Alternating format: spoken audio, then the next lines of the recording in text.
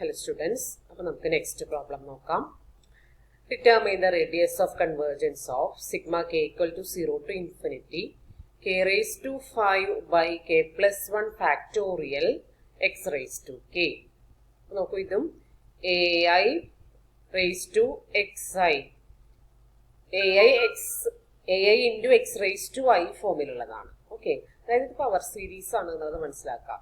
Some constant into എക്സിന്റെ power. അപ്പോൾ ആ ഒരു പവർ സീരീസിന്റെ ഫോം തന്നെയാണ് വരുന്നത്. അതിന്റെ റേഡിയസ് ഓഫ് കൺവേർജൻസ് കാൽക്കുലേറ്റ് ചെയ്യാനാണ് പറഞ്ഞിരിക്കുന്നത്. അപ്പോൾ റേഷ്യോ ടെസ്റ്റ് പറഞ്ഞപ്പോൾ ഞാൻ പറഞ്ഞിട്ടുണ്ടായിരുന്നു, ആ റേഷ്യോ ടെസ്റ്റിൽ പറയുന്ന ആറ്, that is 1/L, r equal to 1/L-നെയാണ് നമ്മൾ റേഡിയസ് ഓഫ് കൺവേർജൻസ് എന്ന് പറയുന്നത്. അത് നോട്ട് എഴുതുന്ന സമയത്ത് അവിടെ ആ ടെസ്റ്റിന്റെ അടുത്തൊന്ന് മെൻഷൻ ചെയ്തോളൂ കേട്ടോ. അപ്പോൾ റേഷ്യോ ടെസ്റ്റ് വെച്ചിട്ട് നമുക്ക് എൽ എന്ന് പറഞ്ഞിട്ടുണ്ടെങ്കിൽ ഇപ്പോൾ ഇവിടെ ഫുൾ കെയിൽ പറഞ്ഞിരിക്കുന്നതുകൊണ്ട് ഐ എന്നുള്ളത് മാറ്റി നമുക്ക് കെയിൽ പറയാം. Limit K tends to infinity modulus value of A K divided by A K minus 1 ആണ്. Here A K is equal to K raise to 5 by K plus 1 factorial. So L is equal to limit K tends to infinity A K by A K minus 1 അല്ലേ. അപ്പോൾ A K ഇതാണ്. A K minus 1 എന്ന് പറയുമ്പോൾ കെയുടെ പ്ലേസിൽ K minus 1 വരണം. Okay, അപ്പൊ ഇവിടെ നമുക്ക് നോക്കൂ, എ കെ എന്ന് പറയുന്നത് കെ റേസ് ടു 5 എന്നായിരുന്നിടത്ത് k minus 1 raise to 5, k plus 1 factorial എന്നായിരുന്നിടത്ത് k minus 1 plus 1 factorial, that is k factorial. റെസിപ്രോക്കലോട് മൾട്ടിപ്ലൈ ചെയ്യുന്നുണ്ട്. A K by A K minus 1 എടുക്കുമ്പോൾ എ കെ മൈനസ് 1ന്റെ റെസിപ്രോക്കലാണ് ഇവിടെ എഴുതിയിരിക്കുന്നത്. അപ്പൊ ഇത് ക്യാൻസലേഷൻ ഒക്കെ ചെയ്ത് കഴിയുമ്പോൾ ഇവിടെ നമുക്ക് കെ പ്ലസ് 1 ഫാക്ടോറിയൽ ഉണ്ട്, ഇവിടെ കെ ഫാക്ടോറിയൽ ഉണ്ട്. അപ്പോൾ ഇതെന്ന് പറഞ്ഞാൽ 1 2 3 etcetera into 1 into 2 into 3 into etcetera K into K plus 1 വരെ വരും. ഇവിടെ 1 into 2 into 3 into etcetera up to K വരെ വരും. അപ്പോൾ കെ വരെയുള്ള പ്രൊഡക്ട്സ് ക്യാൻസൽ ചെയ്തിട്ട് പിന്നെ ഇവിടെ ഒരു കെ പ്ലസ് 1 ബാക്കി ഉണ്ടാവും. ഇവിടെ ഒരു കെ റേസ് ടു 5ഉം ഇവിടെ കെ മൈനസ് 1 റേസ് ടു 5ഉം ബാലൻസ് ഉണ്ടാവും. അപ്പോൾ അതിന്റെ ലിമിറ്റ് എന്ന് പറയുന്നത് ഇവിടെ രണ്ട് ലിമിറ്റ് ആയിട്ട് അതിനെ സ്പ്ലിറ്റ് ചെയ്ത് എഴുതിയിട്ടുണ്ട്, ലിമിറ്റ് കാൽക്കുലേറ്റ് ചെയ്യാനുള്ള എളുപ്പത്തിന്. Limit K tends to infinity, ഇവിടെ കെ റേസ് ടു 5 ഉണ്ട്, കെ മൈനസ് 1 റേസ് ടു 5 ഉണ്ട്. അപ്പോൾ total K by K minus 1 raise to 5, പിന്നെ ഒരു കെ പ്ലസ് 1 ബാലൻസ് ഉണ്ട്. അപ്പോൾ അത് വേറൊരു ലിമിറ്റ് ആക്കി എഴുതിക്കുകയാണ്, into limit K tends to infinity 1 by K plus 1. Okay, അപ്പോൾ എന്തായാലും ഇതിന്റെ ലിമിറ്റ് എന്ന് പറയുന്നത് കെ, ഇവിടെ കെ റേസ് ടു 5 ഉണ്ട്, ഇവിടെ കെ മൈനസ് 1 ഉണ്ട്. അപ്പൊ ഈ കെ ക്യാൻസൽ ചെയ്ത് പോയിട്ടുണ്ടെങ്കിൽ ഇവിടെ നമുക്ക് 1 ബൈ 1 മൈനസ് 1 ബൈ കെ, ഇവിടെ 1 ആണ് ലിമിറ്റ് വരിക. അങ്ങനെ റേസ് ടു 5 ഉണ്ടായാലും 1 raise to 5 that is equal to 1 ആണ് വരിക. പക്ഷെ ഇവിടെ നോക്കി നോക്കിയാൽ ഇവിടെ 1 ബൈ കെ പ്ലസ് 1, കെയുടെ വാല്യൂ ഇൻഫിനിറ്റി ആണ്. അപ്പൊ 1 ബൈ ഇൻഫിനിറ്റി വരും, 0 വരും. അപ്പോൾ ടോട്ടൽ നമുക്ക് എടുക്കുമ്പോൾ അത് 0 ആയിട്ട് കിട്ടും. അപ്പൊ എൽ ഈക്വൽ ടു 0 ആണ്. അപ്പൊ ആറിന്റെ വാല്യൂ എന്ന് പറയുന്നത് 1/L ആണ് as per definition. So 1/0 which is equal to infinity. അപ്പൊ റേഡിയസ് ഓഫ് കൺവേർജൻസ് എന്ന് പറയുന്നത് ഇൻഫിനിറ്റി ആണ് ഇവിടെ വാല്യൂ വരിക. മനസ്സിലായി വിചാരിക്കുന്നു. അടുത്ത example, for which X do the following series converge. First one sigma equal to 1 to infinity X raise to I divided by I. Problems ഉണ്ട്, 1 ബൈ 1 ആയിട്ട് നോക്കാം. അപ്പൊ ഇവിടെ A I is equal to 1/I. അപ്പൊ L is equal to limit I tends to infinity mod A I by A I minus 1, that is limit I tends to infinity A I എന്ന് പറഞ്ഞാൽ 1/I into 1/I divided by 1/I minus 1 ആണ് വരിക. അപ്പൊ റെസിപ്രോക്കലോട് multiply ചെയ്തിട്ടുണ്ട് 1/I into I minus 1/1. Correct ആ റെസിപ്രോക്കലോട് multiply ചെയ്താണ് ഇവിടെ എഴുതിയിരിക്കുന്നത്. അത് നിങ്ങൾ ചെയ്ത് നോക്കുമ്പോൾ മനസ്സിലാവും. അപ്പൊ ഇതിന്റെ ലിമിറ്റ് എടുക്കുമ്പോൾ ഐ ഔട്ട് സൈഡ് എടുത്ത് ക്യാൻസൽ ചെയ്ത് കളഞ്ഞാൽ ഇവിടെ നമുക്ക് 1 മൈനസ് 1/I ഡിവൈഡഡ് ബൈ 1 വരും. അപ്പൊ ലിമിറ്റ് എടുക്കുമ്പോൾ ഇവിടുത്തെ വാല്യൂ 0 ആയി പോകും, 1 ആണ് ബാലൻസ് ഉണ്ടാവുക. ഇത് കുറേ പ്രോബ്ലംസ് ഇതുപോലെ ചെയ്തതുകൊണ്ട് നിങ്ങൾ ചെയ്ത് നോക്കുക കേട്ടോ. ഈക്വൽ ടു 1 കിട്ടും, എൽ ഈക്വൽ ടു 1 കിട്ടും. സോ ഇവിടെ ആറ് കാൽക്കുലേറ്റ് ചെയ്യാം. 6 എന്ന് പറഞ്ഞിട്ടുണ്ടെങ്കിൽ 1/L. അത് ഈ പ്രോബ്ലംസിലൊന്നും കൃത്യമായിട്ട് അത് എഴുതി കാണുന്നില്ല, പക്ഷെ നിങ്ങൾ നോട്ടിൽ എഴുതുമ്പോൾ 6 കൂടി കാൽക്കുലേറ്റ് ചെയ്തോളൂ കേട്ടോ, എന്നിട്ട് ചെയ്താൽ മതി. അപ്പൊ 6 equal to 1/L equal to 1/1 equal to 1 കിട്ടും. So the series converges for mod x less than 1 and diverges for mod x greater than 1. Equal to 1 in the case നമ്മൾ ചെക്ക് ചെയ്ത് നോക്കണം. അപ്പോൾ when x equal to 1, this series becomes sigma equal to 1 to infinity 1 raised to I ഉണ്ട് എന്ന് വെച്ചാൽ അത് 1 തന്നെ divide by I, 1/I എന്നാണ് വരിക. 1/I, I equal to 1 to infinity 1/I എന്ന് പറഞ്ഞാൽ ഹാർമോണിക് സീരീസ് ആണ് അല്ലേ. നമുക്കറിയാം ഹാർമോണിക് സീരീസ് ഡൈവേർജന്റ് ആണ് നമ്മൾ പഠിച്ചിട്ടുണ്ട്.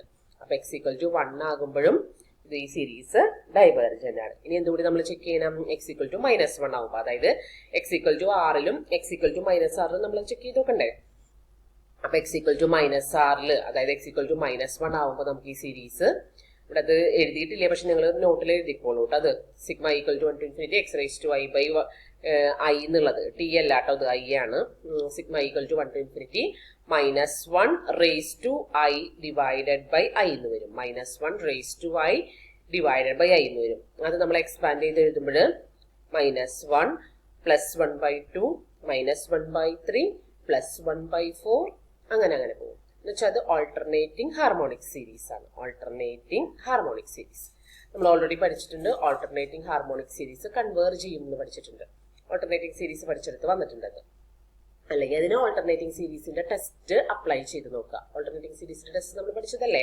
അപ്പൊ ചിലപ്പോൾ നമുക്ക് എക്സാം എഴുതുന്ന സമയത്ത് ഇത് രണ്ടും ചെക്ക് ചെയ്യുന്ന സമയത്ത് ഈ ഹാർമോണിക് സീരീസിന്റെ കാര്യം പിന്നെയും ചിലപ്പോൾ ഓർമ്മ വരാം. പേരുള്ള ഒരു സീരീസ് ആയതുകൊണ്ട് അത് ജസ്റ്റ് എഴുതി വെച്ചാൽ മതി. ഓൾട്ടർനേറ്റിംഗ് ഹാർമോണിക് സീരീസിന്റെ കാര്യം ഓർമ്മ വന്നില്ല എങ്കിൽ, അഥവാ രണ്ടും ഓർമ്മ വന്നില്ല എങ്കിൽ രണ്ടും അവിടെ വെച്ച് ചെക്ക് ചെയ്ത് നോക്കണം. നോക്കിയിട്ട് വേണം പറയാനായിട്ട് കേട്ടോ. എങ്കിൽ മാത്രമാണ് അത് കറക്റ്റായിട്ട് നമുക്ക് പറയാൻ പറ്റുള്ളൂ. ചിലപ്പോൾ ഓർമ്മയൊന്നും ഉണ്ടാവില്ല. അപ്പൊ ആ സമയത്ത് അത് ടെസ്റ്റുകൾ അപ്ലൈ ചെയ്ത് ചെക്ക് ചെയ്ത് നോക്കണം. അപ്പോൾ ഓൾറെഡി നമ്മൾ പഠിച്ചതായതുകൊണ്ട് നോട്ടിൽ തൽക്കാലം നമ്മൾ ഇങ്ങനെ എഴുതി വെച്ചാൽ മതി. ഓൾട്ടർനേറ്റിംഗ് ഹാർമോണിക് സീരീസ് കൺവേർജന്റ് ആണ്. x ഈക്വൽ ടു -1 ആകുമ്പോൾ കൺവേർജന്റ് ആവും. ഇത്രയാണ് അതിന്റെ ആൻസർ വരുന്നത്. പഠിക്കണം കേട്ടോ, അത് ഇമ്പോർട്ടന്റ് ആണ്. അതുപോലെ തന്നെ ഈ കാര്യങ്ങൾ എഴുതുന്നതും 4 കേസായിട്ട് വരുന്നുണ്ട്. Less than r, mod X less than r ആവുമ്പോൾ, mod X greater than r ആവുമ്പോൾ, mod x equal to r ആവുമ്പോൾ, എക്സ് ഈക്വൽ ടു -r ആവുമ്പോൾ, ആ 4 കേസും അനലൈസ് ചെയ്യണം. ഓക്കെ. അടുത്തത് sigma equal to 1 to infinity x raised to i by i square ആണ് അടുത്ത പ്രോബ്ലം. അപ്പൊ ഞാൻ പറഞ്ഞല്ലോ, ഈ പ്രോബ്ലത്തിൽ i x equal to r ആകുമ്പോഴും x ഈക്വൽ ടു -r ആകുമ്പോഴും നമുക്ക് പരിചയമില്ലാത്ത സീരീസ് ആയിരിക്കും. പക്ഷെ ഓൾറെഡി നമ്മൾ ഈ സീരീസുകൾ എങ്ങനെ ചെയ്യാം എന്നുള്ളത് പഠിച്ചിട്ടുള്ളതാണ്. അപ്പൊ അത് വെച്ചിട്ട് ചെക്ക് ചെയ്ത് നോക്കിയിട്ട് മാത്രമേ എഴുതാവൂ കേട്ടോ, അല്ലെങ്കിൽ അത്രയും മാർക്ക് നമുക്ക് നഷ്ടപ്പെടും. ഈ ഭാഗം ഇമ്പോർട്ടന്റ് ആണ്. ഓക്കെ. അടുത്തത് a എടുക്കുമ്പോൾ 1/i² ആണ് വരുന്നത്. എന്താ നോക്കൂ, x raised to i by i² ആണ്. അപ്പൊ 1/i² ആണ് ai വരുന്നത്. L എടുക്കുമ്പോൾ limit i tends to infinity mod ai by ai -1 എടുക്കുമ്പോൾ limit i tends to infinity. ഇവിടെ റെസിപ്രോക്കൽ ഒക്കെ എടുക്കുമ്പോൾ i -1 whole square by i² വരും. i² ഔട്ട്സൈഡ് എടുത്ത് ക്യാൻസൽ ചെയ്ത ശേഷം ലിമിറ്റ് അപ്ലൈ ചെയ്യാം. ഇപ്പൊ അതൊക്കെ മനസ്സിലായിട്ടുണ്ടാവും എന്ന് ഞാൻ വിചാരിക്കുന്നു. ഇതിൽ നിന്ന് ഒരു i പുറത്ത് വരുമ്പോൾ i ഇവിടെ സ്ക്വയർ ഉണ്ട്, അപ്പൊ i² പുറത്ത് വരും. i² ക്യാൻസൽ ചെയ്യുക. ഇവിടെ ബാക്കി ഉണ്ടാവുക 1 - 1/i ആണ്. അതിന് ലിമിറ്റ് കൊടുക്കുമ്പോൾ 1² വരും. 1² is 1. അപ്പൊ l ഈക്വൽ ടു 1 കിട്ടും. അപ്പൊ ഈ കേസിലും radius of convergence r equal to 1/l equal to 1 എന്നുള്ളത് എഴുതി വെക്കാൻ നോട്ട് എഴുതുമ്പോൾ. ഓക്കെ. അപ്പൊ മോഡ് എക്സ് ലെസ് ദാൻ, ഇവിടെ കംപ്ലീറ്റ് എഴുതിയിട്ടൊന്നും ഇല്ല, നിങ്ങൾ എഴുതുമ്പോൾ അത് കംപ്ലീറ്റ് എഴുതണം കേട്ടോ. So the series converges for mod X less than 1 and diverges for mod X greater than 1 എന്നുള്ളത് എഴുതുക. അതിവിടെ എഴുതിയിട്ടില്ല, അത് മിസ്സിംഗ് ആണ്. അപ്പൊ നിങ്ങൾ നോട്ട് എഴുതുമ്പോൾ അത് എഴുതണം. ഓക്കെ. അപ്പൊ എഴുതാനുള്ളത് ഞാൻ ഇവിടെ ചിലപ്പോൾ ക്ലാസ് എടുക്കുന്ന സമയത്ത് ഇങ്ങനെ പറയുകയാണ് ചെയ്യുന്നത്. നിങ്ങൾ അത് കേട്ടിട്ട് ക്ലാസ് കേട്ടിട്ട് എഴുതിയെടുക്കണം കേട്ടോ. അപ്പോൾ ഇനി നമുക്ക് ചെക്ക് ചെയ്യേണ്ടത് x ഈക്വൽ ടു ആറിലും x ഈക്വൽ ടു -r ആണ്. അപ്പൊ x ഈക്വൽ ടു 1 ചെക്ക് ചെയ്യുമ്പോൾ നമുക്ക് കിട്ടുന്നത് എക്സിന്റെ പ്ലേസിൽ 1 വരും. 1 raised to i 1 തന്നെയാണ്. അപ്പൊ sigma equal to 1 to infinity 1/i² വരും. ഈ 1/i² എക്സ്പാൻഡ് ചെയ്ത് എഴുതിയിട്ടുണ്ടെങ്കിൽ അത് 1 + 1/2² + 1/3² + 1/4² പ്ലസ് അങ്ങനത്തെ ഒരു സീരീസ് ആണ് വരുന്നത്. ഓക്കെ. ആ സീരീസ് നമുക്കറിയാം p is equal to, പിയുടെ വാല്യൂ p സീരീസ് ആണ് അല്ലെ, അത് p സീരീസ് എന്നാണ് അതിന്റെ പേര്, നമ്മൾ പഠിച്ചിട്ടുള്ളതാണ്. അപ്പൊ p സീരീസ് എപ്പോഴാണ് കൺവേർജന്റ് ആവാം? പിയുടെ വാല്യൂ ഗ്രേറ്റർ ദാൻ 1 ആണെങ്കിൽ കൺവേർജന്റ് ആണ്. പിയുടെ വാല്യൂ ഗ്രേറ്റർ ദാൻ 1 ആണെങ്കിൽ കൺവേർജന്റ് ആണ്. ഇവിടെ പിയുടെ വാല്യൂ എന്ന് പറയുന്നത് 2 ആണ് അല്ലെ. ഇവിടെയാണ് p വരിക. 1/i raised to p എന്നാണ് p സീരീസ് വരുന്നത്. ആ പിയുടെ പ്ലേസിൽ ഇവിടെ 2 ആണ് കിടക്കുന്നത്. അപ്പൊ കുറെ ഞാൻ പറഞ്ഞില്ലേ, ആദ്യം നമ്മൾ പഠിച്ച പേരുള്ള കുറെ സീരീസുകൾ ഭയങ്കര ഇമ്പോർട്ടന്റ് ആണ്. അതുമായിട്ട് കമ്പയർ ചെയ്തിട്ടാണ് ഈ ലാസ്റ്റ് ഭാഗത്ത് ഇമ്പോർട്ടന്റ് ആയിട്ടുള്ള ഭാഗത്ത് പ്രോബ്ലംസ് ചെയ്തു പോയിരിക്കുന്നത്.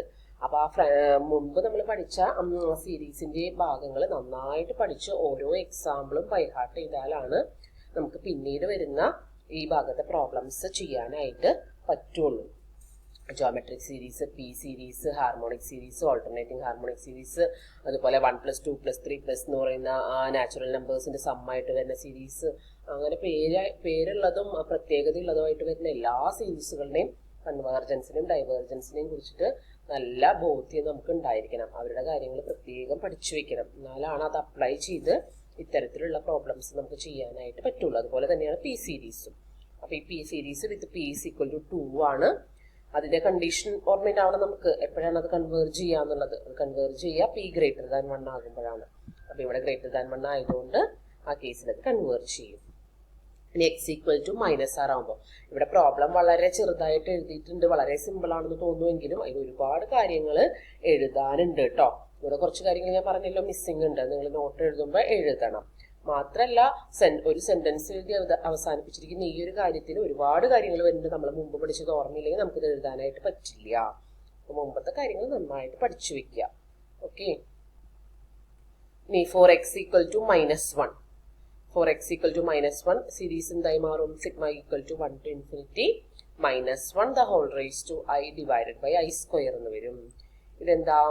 ഇത് ഓൾട്ടർനേറ്റിംഗ് പി സീരീസ് ആണ്. ഓൾട്ടർനേറ്റിംഗ് പി സീരീസ് അല്ലെ? പ്ലസും മൈനസും ഓൾട്ടർ ചെയ്ത് വരും ഈ ഐയുടെ വാല്യൂ മാറുന്നതിനനുസരിച്ചിട്ട്. ആ കേസും അതിന്റെ കേസ് നമ്മൾ പഠിച്ചിട്ടുണ്ട്. ഞാൻ പറഞ്ഞല്ലോ അഥവാ ഇതൊന്നും അറിയില്ലെങ്കിൽ ഇതിന്റെ വെരിഫിക്കേഷൻ ചെയ്ത് നോക്കാം. ഓൾട്ടർനേറ്റിംഗ് സീരീസിന്റെ ടെസ്റ്റ് ഇവിടെ അപ്ലൈ ചെയ്യുക.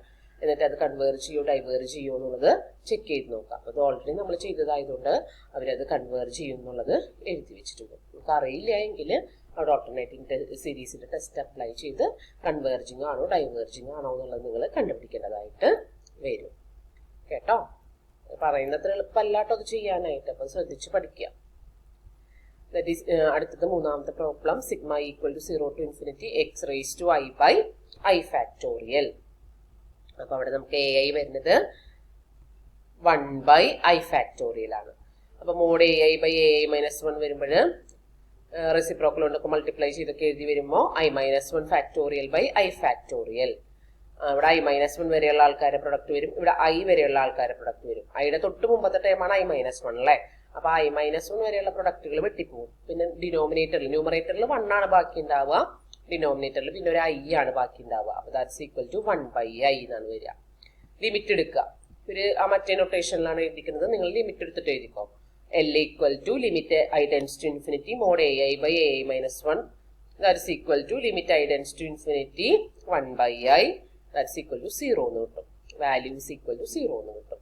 ഓക്കെ. അപ്പൊ L ഈക്വൽ ടു 0 ആണെങ്കിൽ R ഈക്വൽ ടു ഇൻഫിനിറ്റി ആണ്. 1 by L അല്ലേ? 1 by 0 ഫോർമുല എഴുതിയിട്ടൊക്കെ ചെയ്തോളൂ കേട്ടോ. അപ്പൊ ഇൻഫിനിറ്റി കിട്ടും.